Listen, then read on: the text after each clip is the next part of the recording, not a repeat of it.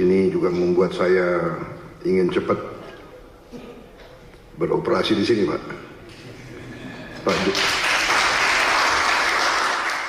Komentar saya tentunya kepada otorita. Pertama, terima kasih atas jerih payah dan prestasi yang sudah dicapai.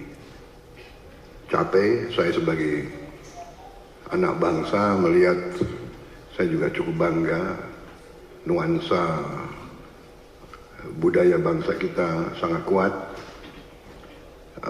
dan ini juga membesarkan hati kita semua. Ini juga membuat saya ingin cepat beroperasi di sini, Pak.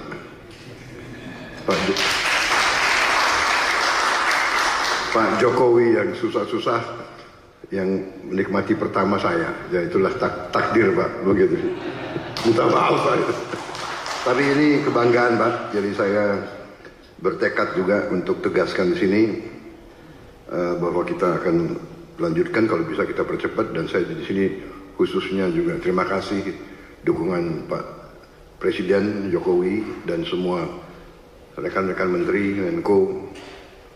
Sekali lagi Menteri Keuangan, Menko Perekonomian yang terus membantu saya menyiapkan APBN yang akan datang. Ini sangat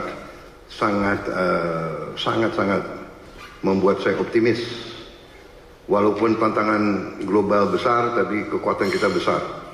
Download Tribun X sekarang, menghadirkan lokal menjadi Indonesia.